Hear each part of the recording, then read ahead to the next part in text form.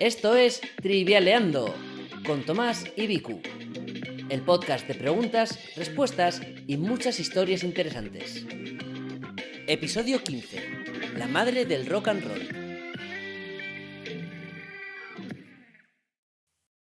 Os doy la bienvenida a Trivialeando. Yo soy Tomás y a mí me gustan los juegos, hacer preguntas y todo tipo de entretenimiento. Y tengo una vez más aquí a mi lado. ¿A Vicu? ¿Y a ti qué te gusta, Vicu? A mí los arzobispos de Canterbury. Los arzobispos de Canterbury. Ni más ni menos. Solo eso. Ahora mismo eso. Y has venido a hablar de esto, ¿verdad? Por supuesto. Bueno, esto es un poco broma, pero un poco no. Porque en efecto traemos ciertas noticias de los arzobispos de Canterbury, que es un tema que, como medio en broma, medio en serio, nos gusta. Noticias frescas. Uf. Pero si es la primera vez que escuchas este podcast, no te preocupes, que no va de esto. Vamos a hacer, como siempre, 20 preguntas de conocimiento general que vas a ir pudiendo responder en casa, junto a Vicu, que intentará batirte, aplastarte. Humillarte. No. Bueno, si se puede. Oh, yo, desde luego. Si se me da la posibilidad, yo humillo a lo que sea y a quien sea, me da igual. Por eso le llamamos el villano del trivial. Entonces, bueno, vamos a hacer 20 preguntillas, vamos a contar unas historias y en casa pues puedes jugar, puedes escuchar o puedes simplemente, bueno, eso, básicamente esas son las opciones.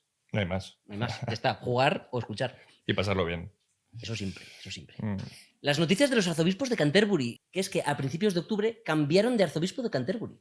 ¿Qué es así, Vicu? ¿Qué son los arzobispos de Canterbury? Es algo que no se puede explicar con palabras. Hay que leerlo, hay que vivirlo. sentirlo y algún día lo viviremos allá in situ, un nuevo nombramiento. Ojalá. Ojalá. Los arzobispos de Canterbury pues, son el mayor representante de la iglesia Anglicana. Y nada, que en octubre cambiaron de Justin Welby a Sarah Mullally, la primera arzobispa de Canterbury. Primera mujer en ostentar el cargo. Y ahí pues hay un poco de movida en la iglesia anglicana. Después de más de 1000 años. Buah. Y sin más dilación, ahora que ya estáis al día con los arzobispos de Canterbury, podemos empezar este episodio. Venga. Con la pregunta 1. Dispara. ¿En qué órgano se encuentra el miocardio? ¿En qué órgano se encuentra el miocardio?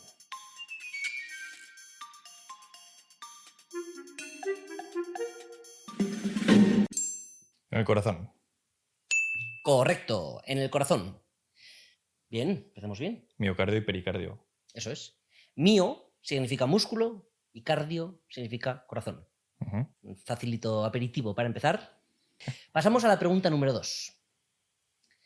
¿Cómo se llama el sistema operativo de los iPhone? ¿Cómo se llama el sistema operativo de los iPhone?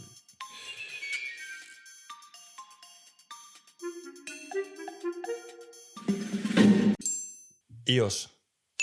Correcto. iOS o iOS. iOS. También si lo dices iOS, pues será un poco raro, pero se puede. En efecto, es el sistema operativo que llevan los iPhone y los iPads. Está en la versión 26, dato completamente irrelevante. Yo lo tomo en cuenta. Realmente se llama así porque pues la I está minúscula, ¿no? Es lo que pone siempre Apple en sus productos, y OS pues es Operative System. Muy bien, 2 de 2. Venga. Vamos a la 3. Dale. ¿Cuál es el principal campo de estudio de Noam Chomsky? ¿Cuál es el principal campo de estudio de Noam Chomsky?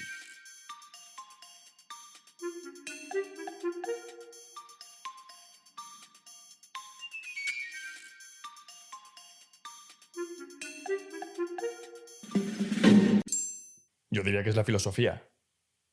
Es filósofo, antropólogo. Incorrecto. Sociólogo. No. Hay una cosa por la que destaca mucho más: la lingüística.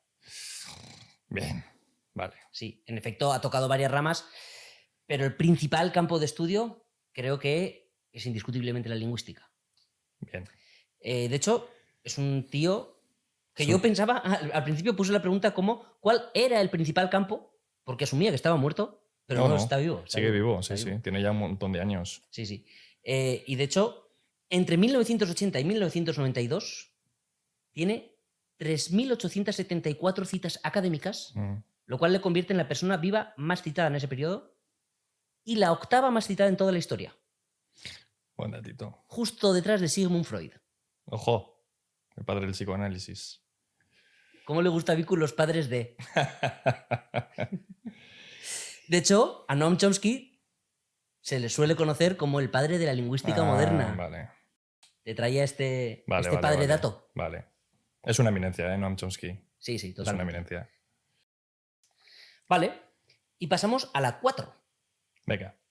¿En qué guerra se libró la batalla de Gettysburg? ¿En qué guerra se libró la batalla de Gettysburg?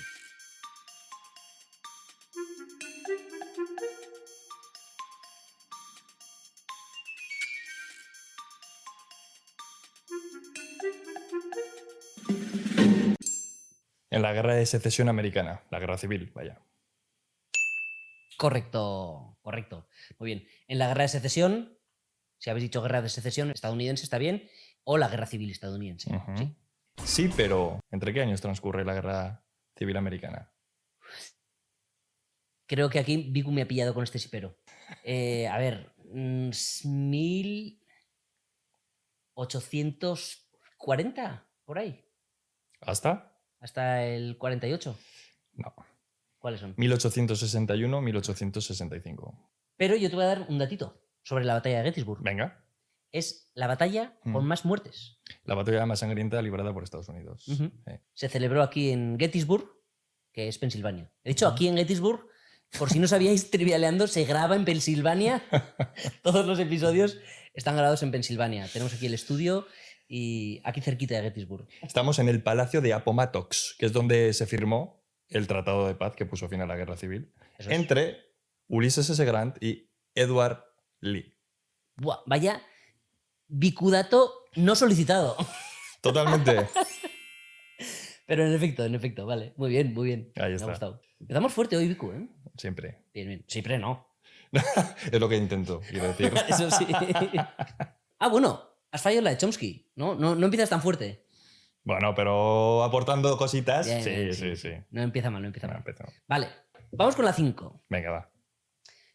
En Star Wars 5, ¿cómo se llama el cazarrecompensas que persigue al halcón milenario? En Star Wars 5, el Imperio contraataca, ¿cómo se llama el cazarrecompensas que persigue al halcón milenario?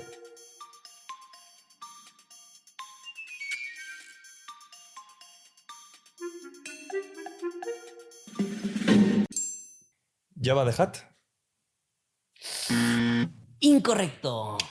No ibas mal porque Jabba the Hutt, en efecto, es quien contrata a este cazarrecompensas. Watu. No. Es Boba Fett, Ah. Vale. que es un personaje que además sale muy poco en las películas de Star Wars, pero es como muy querido, ¿no? Tuvo mucho éxito entre los fans y fue como muy icónico. Y en la película 6, El retorno del Jedi, supuestamente muere, ¿no? Cuando cae en un foso con un Sarlacc, que es como una escena muy icónica, y te vengo a hablar muy marginalmente de esto. Venga. Porque en ese foso se cae también otro personaje, pero es un extra, no tiene nombre. Pero al caerse hace algo muy icónico que sale varias veces en esta saga y en otras muy importantes. ¿Se te puede ocurrir qué es? Un grito. ¿Qué grito? Ah. El grito Wilhelm. Correcto. En efecto, en esta escena icónica, si la buscáis, sale... Bueno, os vamos a poner la escena esta, yo creo que podemos. Es que es icónico este grito, ¿no? En efecto, tiene un nombre propio. Yo creo que es el único grito con nombre propio. Es un grito que es un efecto de sonido bastante famoso que se ha usado en Star Wars, en El Señor de los Anillos, en Indiana Jones y en cientos de películas más. Y se usa siempre este. Y tiene bastante historia detrás. Tiene como dos historias. Tiene como el origen y luego el por qué se popularizó. Exactamente. A ver, dinos más o menos el origen. La primera vez que se usó este grito fue en una película del año 51 titulada Tambores Lejanos, dirigida por Raoul Walsh y protagonizada por Gary Cooper. No tenía tantos datos yo. Ya los aporto yo. Muy bien. Bueno, años después, un editor de sonido de la Warner Bros. Llamado Ben Bart. Sí, Pero, vas bien, vas muy bien. Pero te has dejado un pequeño detalle que me gusta, que es que se le llama así, se le llama el grito Wilhelm. Sí, lo sé. ¿Por qué? Porque viene de antes, viene del año 53. Claro. Viene de otra película que se llama La carga de los jinetes indios. Muy bien. Dirigida por Gordon Douglas. Pues hay un personaje de esa película que se llama Wilhelm y este Ben Burt le quiso rendir homenaje a ese grito llamándole así, grito Wilhelm. Exacto. Y de hecho fue mucho más tarde que el 53 cuando Ben Burt, que era estudiante de cine, empezó a usar este grito en sus películas de estudiante. Porque le hacía gracia, realmente era una broma entre amigos, ¿no? Y la cuestión es que esta broma entre amigos fue a más porque Ben Burt llegó a ser diseñador de sonido de Star Wars. Sí, pero ¿qué actor está detrás del grito Wilhelm? ¿Quién es el que primeramente grabó el sonido? Lo tengo. Y te voy a traer un datito que espero que no sepas. Venga, va. Es Shep Woolley. Ahí está, perfecto. Obviamente yo no me lo sabía. Esto ha sido Sofía, que ha puesto aquí este dato muy bien. Buen trabajo, Sofía. Gracias. No nos ha pillado Vicu esta vez con el sí, pero. Y además te voy a decir algo más sobre Shep Woolley. Venga. Que después se hizo famoso por una cosa. ¿Sabes por qué? No. Pues era cantante y actor y se hizo famoso por una canción que aquí en España no es muy conocida, pero se llama The Purple People Eater, el comedor de gente morado. Bien, y después te voy a traer un último dato que a mí me gusta mucho sobre Ben Burt. Vale, el de la saga de Star el que metió el grito en tantas películas icónicas que ya, bueno, claro, obviamente se hizo una especie de meme y pues otros directores de sonido lo empezaron a usar. Por varios motivos. Uno, principalmente como broma. Pero también porque es un grito que estaba ya, no sé si barato o gratis, pero vamos, que era como muy fácil meterlo y era propiedad de Warner Bros. Y pues lo tenían ahí, siempre a mano, ¿no? Pero a Ben Burt le hacía tanta gracia que al final llegó al último punto de esta broma, que es que él mismo, en la película 6 de Star Wars, sale actuando, le matan y hace el grito este.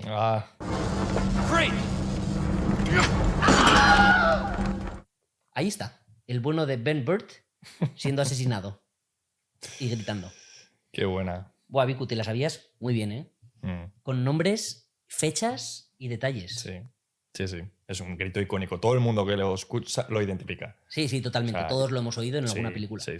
Pero, por supuesto, y todo el mundo que lo ha visto en alguna película también sabe que lo hizo Shep Woolley. Por supuesto. La verdad es que no sé por qué he contado toda esta historia si todo el mundo lo tiene clarísimo, pero bueno. Exacto. Bien, vamos a hacer el pequeño recuento después de la pregunta 5. Has acertado 3. Pese a haber aportado unos grandes datos, has acertado 3 de 5. Venga. En casa, como vas, como siempre, te puedes medir contra Vicu o no. Pero lleva la cuenta y así luego nos lo comentas en los comentarios. Vale, vamos a la 6. Venga. ¿Qué presidente estadounidense empezó su mandato en 2021? ¿Qué presidente estadounidense comenzó su mandato en 2021?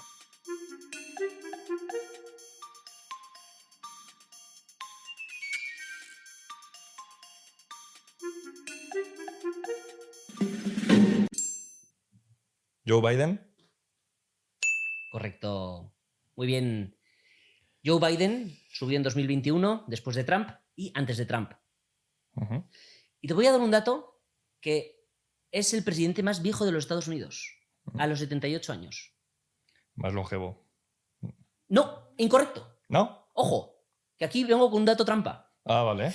Porque depende de cómo lo mires. Es el presidente que ha subido a la presidencia por primera vez más viejo. Pero el problema es que Donald Trump subió por segunda vez a los 78 años. Vale. Pero Trump, la primera vez que subió al cargo, era más joven. Eran 8 años antes. Vale. Entonces, bueno, es un poco depende cómo lo cuentes. Además, Trump, cuando subió por segunda vez, tenía 78 años, pero más meses que Biden. Entonces, bueno, según cómo lo mires. Pero sí, básicamente, Joe Biden es la persona más vieja en haber sido elegida presidente por primera vez. ¿Demócrata o republicano? Demócrata. Correcto, demócrata. Vale, vamos a la 7. Venga. ¿Qué elemento químico se creía necesario para que algo se oxidara? ¿Qué elemento químico se creía necesario para que algo se oxidara?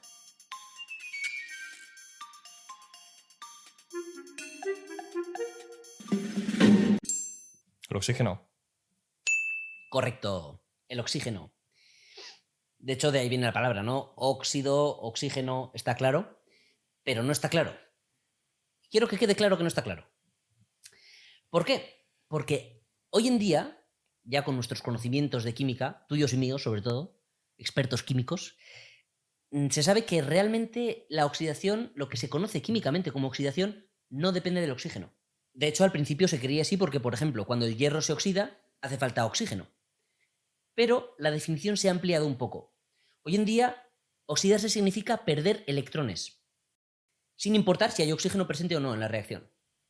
Por ejemplo, cuando el sodio reacciona con el cloro para formar sal, el sodio técnicamente se oxida, aunque no haya oxígeno involucrado. Vale. Muy bien. Siempre aprendemos aquí. Siempre aprendemos. Siempre. Vamos a la 8. ¿A qué obra pertenecen las piezas Danza del Hada de Azúcar y Vals de las Flores?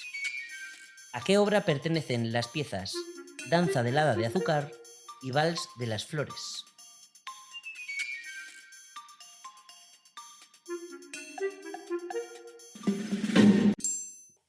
El cascanueces. Correcto. El cascanueces de... Piotr Ilich Tchaikovsky. Bien. Esto, además, Vicu se ríe porque ya lo hemos preguntado alguna vez aquí en Trivialeando. Ha salido, sí. Pero no preguntamos por las piezas en concreto. Me apetecía volver a preguntar sobre el cascanueces. Porque sí, no sé, me ha salido de ahí. La verdad, es una obra preciosa. Sí, es bonita. La verdad, es muy bonita. Y te voy a preguntar, sí, pero ¿en qué está basada? Pues será alguna obra literaria, supongo, de algún autor ruso. Está basado en una adaptación de Alejandro Dumas, Vale. del cuento El cascanueces y el rey de los ratones, originalmente escrito por Ernst Theodor Amadeus Hoffmann. Ah, Eta Hoffmann. Eta Hoffmann. Eta Hoffmann. Vale. Eta de Ernst Theodor Amadeus Hoffmann. Exacto. Pues Eta Hoffmann escribió este relato, Dumas lo adaptó y Tchaikovsky se basó en el relato de Dumas y lo musicalizó para musicalizarlo y hacer un poco la historia. Vale, no conocía, mira. Se dató, ¿pero conocías a Eta Hoffmann? Sí, sí, sí. ¿Por qué le conoces? Bueno, pues porque dentro de su género es bastante conocido. Por hacer que yo no lo conocía. Yo creo que se encuadra dentro de lo que es un poco la literatura, bueno, no sé si es fantástica, gótica. Sí. Interesante. Muy bien. Vamos a la 9. Venga. ¿A qué estilo de música pertenece la famosa canción Oh Happy Day? ¿A qué estilo de música pertenece la famosa canción Oh Happy Day?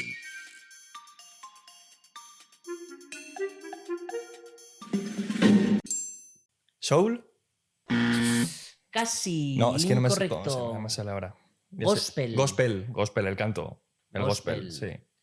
El soul es cercano, pero no es lo mismo. El gospel, sí. Bueno, pequeño fallito. Esta canción, bueno, es bastante famosa. Y aquí te voy a contar una historia muy chula. ¿Vale? Un poco relacionada con el gospel y con otros estilos de música. Si le digo a los oyentes que me relacionen a una persona afroamericana, mujer, y que tenía de título Sister, hermana, creo que todo el mundo pensará en Whoopi Goldberg en Sister Act. Claro. Pero te voy a hablar de otra Sister afroamericana y mujer. Bueno, obviamente si era Sister. Más importante que Whoopi Goldberg. ¿Sí? Incluso. Ojo. Estoy hablando de Sister Rosetta Tharpe. ¿La conoces? No tengo el gusto. Pues deberías. Todo el mundo debería conocerla. La apunto. Y aquí estamos proclamando la palabra de Rosetta. Venga. Esta es una señora que vivió una vida muy curiosa. Sister Rosetta nació en 1915. Vale. Y sus padres eran cantantes, ambos. Y esta señora básicamente revolucionó la música y, en mi opinión, se podría decir que inventó el rock and roll. Pese a que todo el mundo tiene en la cabeza a los padres del rock and roll como Elvis, Chuck Berry. Pues hay grabaciones de ella en 1930, cuando tenía 15 años, tocando la guitarra súper bien, con unos ritmos completamente rock and rollescos. Y unos, vamos, es que parecía Chuck Berry, literalmente. Años antes de Chuck Berry. Lo que pasa es que nació ella del gospel. De aquí esta historia. Vale. Ella venía del mundo del gospel, pero se acompañaba con una guitarra y empezó a hacer esos ritmos un poco diferentes y que, de hecho, a la gente no le gustaban demasiado. O sea, obviamente había gente que sí, pero como los más conservadores les parecía que era un ritmo un poco satánico, ¿no? En plan de, este ritmo no es del gospel. Pero ella siguió haciéndolo y se dedicó a ello. Básicamente, en las iglesias cantaba gospel y luego en privado se iba más al blues y al jazz, y de aquí, del blues, ¿no? Que es de donde sale el rock and roll, pues lo empezó a sacar ella misma, ¿no? Y a los 19 años se casó con el pastor Thomas Thorpe y luego lo dejó, pero se quedó su apellido y lo cambió a Tharpe. Eso me gusta. Me quedo tu apellido y luego cuando me divorcio le cambio una letra. Lo readapto. Lo readapto un poco para reinventarme. Y de hecho, pues recibía muchos comentarios, ¿no? Y famosamente una vez le dijeron, tocas tan bien como un hombre. Y me dijo, ningún hombre toca tan bien como yo. Muy, muy empoderada. La Sister. Se llamaba Sister porque venía un poco de lo de la iglesia y tal, pero realmente no era monja. Vale. Que quede claro. Que quede claro, sí. Como, ojo, que Whoopi Goldberg tampoco es monja, ¿eh? Que quede claro. Bien. Y siguió con su vida y ganando bastante fama. Y en el 38 firmó en Nueva York su primer contrato de 4 temas, que los podéis escuchar. Y siguió y tocó en sitios muy importantes como el Apollo o el Cotton Club. El Apollo. Históricos sitios. Y después, bueno, tuvo una vida bastante, ya te digo, de música, de tours. Conoció y se enamoró de Marie Knight, manteniendo su relación en secreto, supongo por temas de homofobia de los años 40. Y después la dejó y pasó una cosa bastante chula, que es que años después sus publicistas dijeron, cásate y haz un concierto. Y ella dijo, vale. Entonces organizaron un conciertazo en el Griffith Stadium, invitaron a 25.000 personas a su boda y era una especie de concierto boda. Ah, vale. Con un pequeño detalle, que no tenía novio.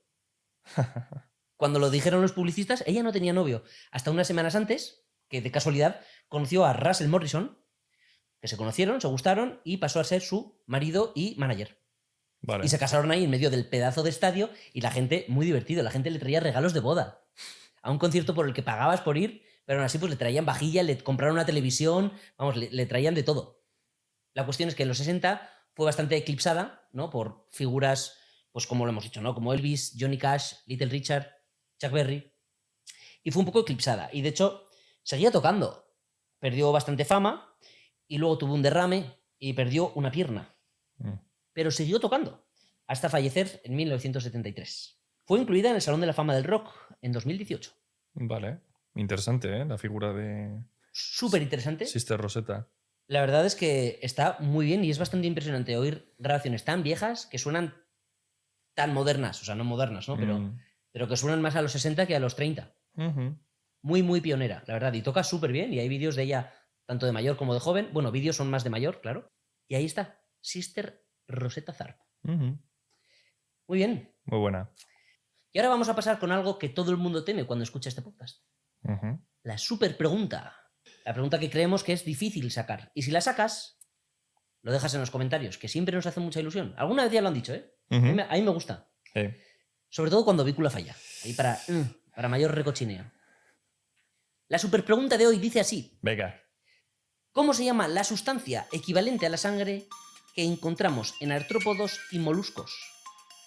¿Cómo se llama la sustancia equivalente a la sangre que encontramos en artrópodos y moluscos?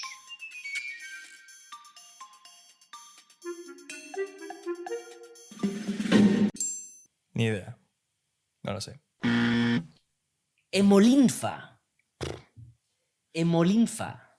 Hemoglobina del otro día. Exacto. Hemolinfa, vale. Supongo que muchos de los oyentes habrán dicho lo mismo que Vicu. Era difícil. Difícil, sí. Complicada. Muy técnica, además. Muy técnica. Muy Pero técnica. A mí me gustan esas, ¿eh? Está bien. Es una a mí me buena gustan. pregunta. Sí. Por eso, si la has sabido, pues coméntanoslo. Hemolinfa, buen datito. Y coméntanos por qué lo sabes, porque no es una cosa fácil de saber. No. Es muy técnico. Y de hecho, bueno, te voy a dar el pequeño dato de que puede ser de diferentes colores. Puede ser anaranjado, verdoso o incluso incolora. Vale. Muy bien. Llegamos a la mitad del episodio. Y has fallado 4 preguntas. Ya, vas 6. A ver si remontas, ¿eh? El final. Sí. ¿Remontas con la 11? Sí, yo creo que sí. Venga. Vamos a ver. ¿Cómo se llama el plato norteafricano hecho a base de sémola de trigo? ¿Cómo se llama el plato norteafricano hecho a base de sémola de trigo.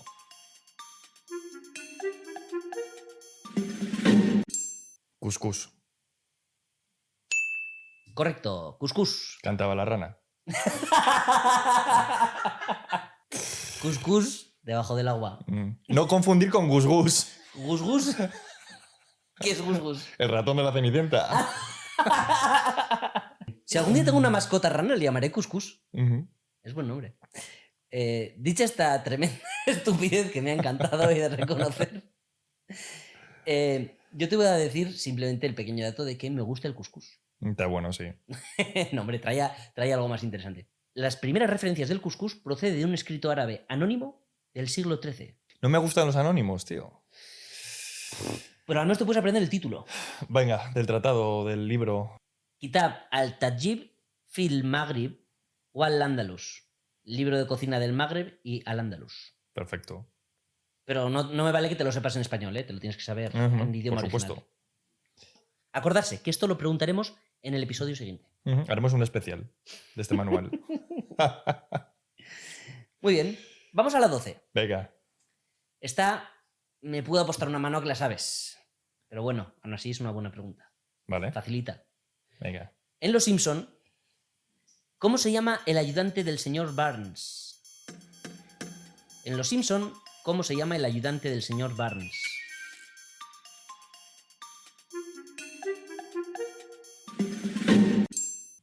Waylon Smithers. Correcto. ¿Ves? Ya sabía yo que te lo ibas a saber. En casa, si has dicho Smithers, nos vale. Pero está bien saber que el nombre de pila es Waylon. Sí, pero ¿qué colecciona? ¿Qué le gusta? Coleccionar. Yo me lo debería saber, pero le voy a pasar el rebote a Sofía. Stacy's Malibu. ¡Ah, es verdad! Stacy Malibus. Ahí está. Muy buena, Sofía. Bueno, Yo me ha podido la presión. Pero la sabías. Sí. Lo sabías. Lo sabía. Sí. Sí, tiene algún capítulo Sí, específico. el de la Stacy Malibu. Eso. Yo te voy a dar un par de datitos extra sobre Waylon Smither. Venga. Se llama Waylon por un titiritero, Wayland Flowers, que se parece el nombre. No lo cogieron tal cual, pero si ves a la marioneta y tal, parecía que era un espectáculo que se conoce un poco en la cultura. Pues ahí lo sacaron, de Wayland a Waylon, pasó. Vale. Y otra cosita, es que en el primer episodio en el que sale, Ah, es negro. y con el pelo azul, Y con el pelo azul, sí. esto dijo Matt Groening, creador de Los Simpson, que fue un error que no tuvieron tiempo a corregir. Sí, sí. Bueno, y la chaqueta que lleva es blanca. O sea, su indumentaria habitual es verde, va de blanco. Pues sí, y esto no fue a propósito. Vale, y vamos a la 13. Venga. ¿En qué siglo nació Pablo Picasso? ¿En qué siglo nació Pablo Picasso?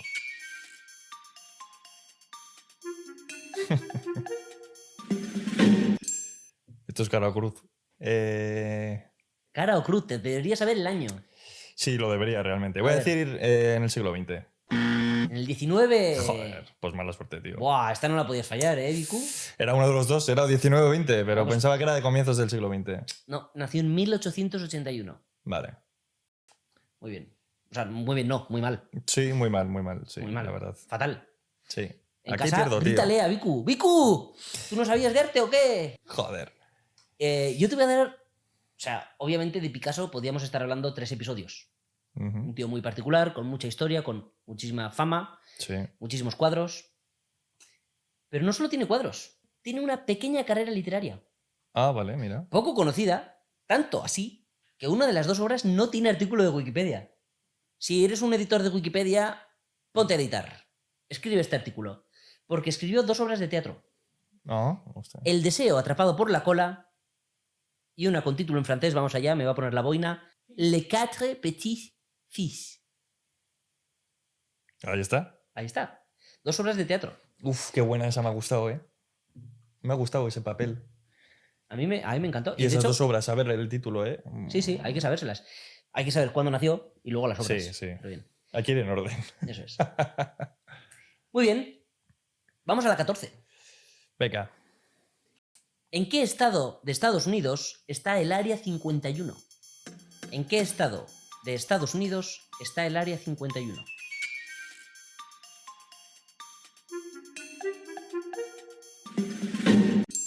¿California? ¡No! Incorrecto. No. Nevada. Más cerquita. Bueno, bien. Bueno, cerquita. Joder, costa oeste, quiero decir. Sí, vaya, no era Nueva York. Bueno. Nada, que no te excuses, Vicu. Que no me excuso, pero coño, que no he dicho Massachusetts. Está en el desierto de Nevada. Vale, bien. Sí, me sonaba que era en la costa oeste, pero no. Sí. Está en el desierto de Nevada, este área restringida al gobierno, ¿no? Que se dice que aterrizaron ahí unos aliens y había un platillo volante y unas cosas así un poco que nunca se han tenido en cuenta como verdad. Y además, bueno, hace unos años, en 2019, hubo un movimiento bastante cómico y poco serio, ¿no? Que decían que estaban hartos de no saber la verdad sobre el Área 51 y que iban a reclutar a gente para ir a asaltarla. Gente de a pie, civiles. Este movimiento no llegó a nada, sí que hay gente que fue a hacer un poco el canuto, pero me gusta tener nombre del que lo organizó, que fue Matty Roberts, Vale. que era un cómico. Bueno, que sigue siendo. El cabecilla. El cabecilla de este movimiento que obviamente no creo que él se tomara demasiado en serio, pero que gente sí. Mm. Supongo que se desdibujaron las líneas entre la seriedad y la broma, ¿no? Mm. Otro fallito. Uf. Sí, esta hay que saberla, sí. O sea, las siguientes 6 las tienes que tener, pero vamos. Vamos a ver. Venga. La 15. ¿De qué país es capital Yakarta? ¿De qué país es capital Yakarta?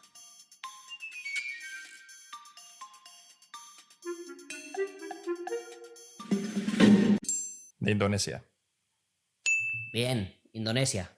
No confundir con Yogyakarta, ¿Qué? que es otra ciudad de Indonesia. Ah, en casa, si te hubieras confundido con Yogyakarta, aún así hubieras acertado. Hubieras acertado porque sigue siendo Indonesia. Bien, bien. Indonesia, sí. Indonesia es uno de los países más poblados del mundo. Sí. Es bastante Sí. grande. Tiene Java, Sí. que es la isla más poblada del mundo. Sí, eso es. Y yo te voy a contar algo que está cerquita de Indonesia. Venga. Que es que igual te has fijado alguna vez, o igual no, que los animales son muy diferentes un poco al norte de Indonesia y un poco al sur de Indonesia. Más tirando a Asia, ¿no? Tenemos rinocerontes, elefantes, tigres. Y si te vas un poquito más hacia el sur o hacia el este, tenemos lagartos, dingos, marsupiales, cosas que están completamente separadas. Y ojo, me está aquí Sofía diciendo, tiempo muerto, espérate, porque he encontrado un datito extra. Porque me está diciendo que hay un marsupial en Indonesia que se llama oso cuscús. Así que podemos cantar Cuscús, cantaba el oso cuscús. Ahí está.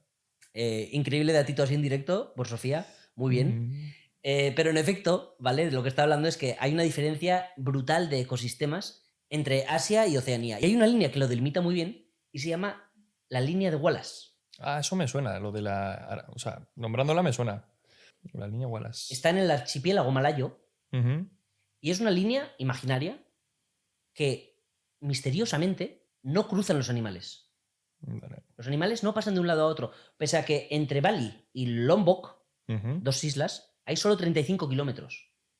Podrían haber pasado como hace años, hace siglos, como decíamos en el capítulo 9, hay unos monos que atravesaron un océano en unas balsas. Uh-huh. Pues estos 35 kilómetros son nada comparado con eso. Desde luego. Se documentan estas primeras descripciones de biodiversidad en 1521 por Pigafetta, que registró los contrastes entre Filipinas y las islas Molucas. Vale. La isla de las especias. Así se le conocía a las Molucas. Buenísimo bicudato. Sí, sí. No lo tenía apuntado. Y esto lo hizo durante el viaje con... ¿Marco Polo? No. ¿Enrique el Navegante? No. Ah, Fernando de Magallanes. Correcto. Iba navegando Pigafetta con Fernando de Magallanes cuando estudió esta biodiversidad. Pero fue después, cuando Alfred Russel Wallace, en 1854, habían pasado 3 siglos, empezó a estudiar bastante el archipiélago malayo y descubrió este fenómeno. Uh-huh. Y no es tan misterioso, porque lo que pasa es que esta línea de Wallace corresponde con un límite físico, que es una pedazo de fosa de 100 kilómetros de profundidad. Y eso hace que las corrientes cambien y los vientos cambien y los animales no pasen de un lado a otro. Vale. Entonces, pese a estar bastante cerca, a lo ancho, ¿no? Como son 35 kilómetros, entre esos kilómetros hay un pedazo de foso de 100 kilómetros. Y por eso los animales no pasan de un lado a otro ni han pasado en general nunca.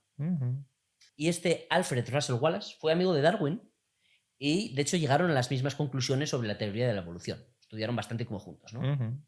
Vale, con esto acabamos las 15 preguntas primeras y has hecho 9 puntos. Uf. Me han pesado la de Picasso y la del gospel. Joder, esa no tiene que haber fallado. Pero bueno, ahora tienes oportunidad de atizar las últimas 5. Venga. Y en casa tienes la oportunidad de darle un buen empujón y poner el último clavo en el ataúd de Viku. A ver si le vas ganando. Que igual tú lo estás haciendo peor en casa, ¿eh? ¿Quién sabe? Vale. Pasamos a la 16. Venga. En baloncesto, ¿cuántos tiros libres tiras si te hacen una falta mientras encestas un triple? En baloncesto, ¿cuántos tiros libres tiras si te hacen una falta mientras encestas un triple?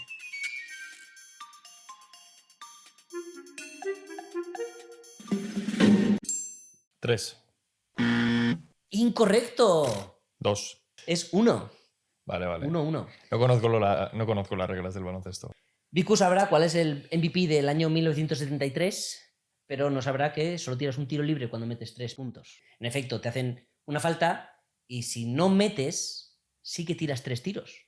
Pero en efecto, si tiras un triple y lo metes, pues solo tiras un tiro extra. Vale. Puedes anotar así 4 puntos. Vale. Pasamos a la pregunta 17, que viene de la mano de Martín Ronchel. Si no lo sabíais, nos podéis dejar preguntas en Instagram para que las metamos en el podcast. Así que gracias a Martín Ronchel por esta pregunta 17. Allá va. Venga. ¿A qué escritor se le apodó el Manco de Lepanto? ¿A qué escritor se le apodó el Manco de Lepanto?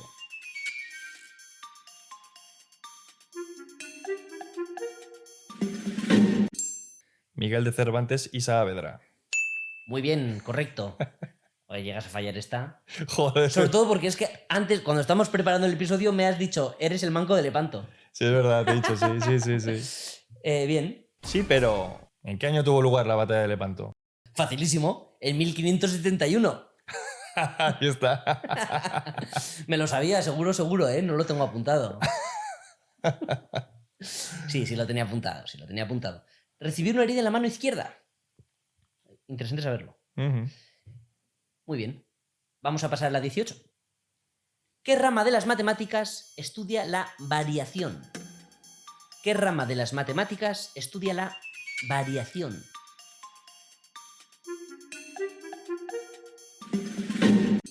¿La estadística? ¡Incorrecto! Joder.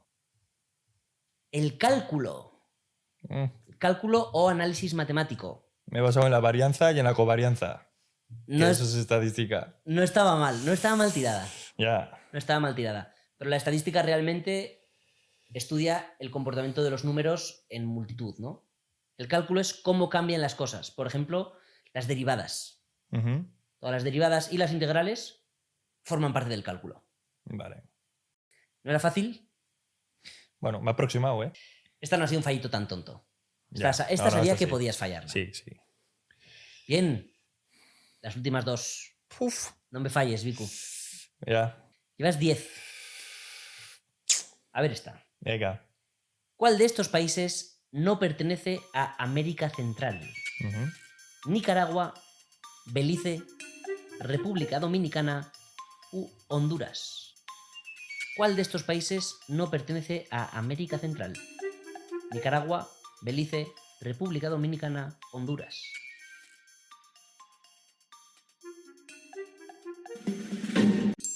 República Dominicana. Muy bien, sí, correcto. Te voy a hacer otra pregunta. Venga, dale. ¿Qué es lo que más te gusta del cambio de régimen nicaragüense de 1979? ¿La revolución sandinista? No lo sé. ¿Es eso? Bueno, sí, me imagino que estaría por ahí, sí. ¿Pero qué es lo que más te gusta? Los departamentos de Nicaragua. ¿Los nuevos departamentos de Nicaragua? Exacto. A mí lo que más me gusta es que metieron a 400 niños sordos en un colegio. Ok. Dejadme que me explique. Explica. En 1979 en Nicaragua debió de cambiar el régimen político y, entre otras muchas cosas que pasarían, hubo un movimiento que básicamente cogieron a 400 y pico niños sordos y los metieron en un colegio para intentar enseñarles a hablar español. Y esto fue un fracaso brutal. ¿Por qué? Porque se les intentó enseñar de una forma que no es apta para niños sordos. Se les estaba intentando enseñar letra por letra, palabra por palabra, y es que ellos ni siquiera entendían qué era una palabra, porque eran sordos. ¿No? Habían sido sordos de nacimiento. Y los profesores no se podían comunicar con ellos, y fue un poco un desastre en ese aspecto. Pero en el recreo, los niños simplemente querían jugar y comunicarse. Y empezaron a intentar comunicarse entre ellos con las señas que tenían de sus propios idiomas en casa, que era nada estandarizado. Básicamente, pues, los padres de niños sordos pues le enseñaban ciertos símbolos para poder comunicarse con ellos. Pero cada uno era literalmente de su padre y de su madre. Pero estos niños empezaron a crear su propio lenguaje, a moldarlo, a unificar palabras, y fueron los más peques, además, los que cogieron estas palabras y le añadieron gramática y todo tipo de detalles. Y básicamente, en menos de 6 años, hicieron un lenguaje de signos completo, que solo entendían ellos. ¿Tiene nombre propio? Sí, lengua de signos nicaragüense. Ah, vale. Ahora es la lengua oficial reconocida por Nicaragua desde 2009. Y es este idioma que se inventaron unos niños. Qué bueno. Y esto es muy interesante por varios motivos. El primero es que es la única vez en la historia de la humanidad moderna en la que se ha documentado la creación de un lenguaje natural. Porque esto no se considera un lenguaje como el esperanto, que alguien ha diseñado, o como el toquipona, del que hablamos también. Esto no es un lenguaje creado específicamente, es un lenguaje que ha evolucionado en un entorno natural, en el entorno del patio del colegio. Es alucinante. Y es la única vez que ha pasado. Y además, es más interesante aún porque es un lenguaje completamente aislado. Y además responde un poco a la pregunta de ¿el lenguaje es algo aprendido o es algo natural? Claro. Trajeron a unos cuantos lingüistas para estudiar el fenómeno. Eso da pie a un buen debate filosófico, ¿eh? Entre racionalistas y empiristas. Totalmente. Claro. Y es muy interesante. Y lo que más o menos sacaron en claro es que es una cosa innata, pero que necesitas de una comunidad para hacerlo. Claro. Si tú estás encerrado en una cueva toda tu vida, nunca vas a hablar, no vas a desarrollar un lenguaje. Pero si estás en un patio de colegio con gente que no te puedes comunicar, eventualmente vas a hablar con ellos. Y es chulísimo. Y de hecho es que hay vídeos de esto, y hay vídeos de los niños, porque es que es en los 80, es que no hace tanto. Me parece curioso que había ciertos niños que eran como particularmente líderes a la hora de hacer este lenguaje, ¿no? Era una cosa común, pero pues había algunos que eran un poco más... El estandarte, ¿no? Que llevan un poco más... llevan un poco la voz cantante. Eso. Las manos señantes. Y, por ejemplo, había una que se llama Mayela, que la podéis ver porque hay vídeos y todo, que le grabaron, y es increíble. Habla signa con completa naturalidad, con completa convicción de que sus compañeros le están entendiendo, y es, vamos, claramente, indudablemente, un idioma hecho y derecho. ¿Cómo te gusta a ti, todo lo que tiene que ver con la lingüística? Sí, me gusta mucho. Me gustaría ya ser el friki máximo y aprender lengua de signos nicaragüense. La verdad es que sería... Me haría ilusión. Oye, pues nunca es tarde. Pues sí, a mí esta historia me fascina, la verdad. Y vamos a la última. Venga. ¿Qué empresa dirigió Satoru Iwata? ¿Qué empresa dirigió Satoru Iwata?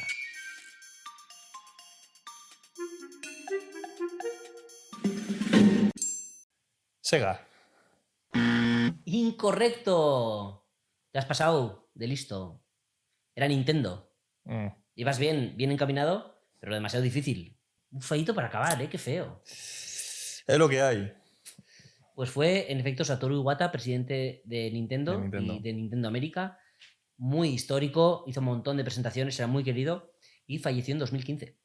Tendré que aprenderme la lista de los directores de Nintendo. Deberías. Ya no voy a volver a preguntar por ninguno nunca, pero bueno, Satoru Iwata era un grande. Venga.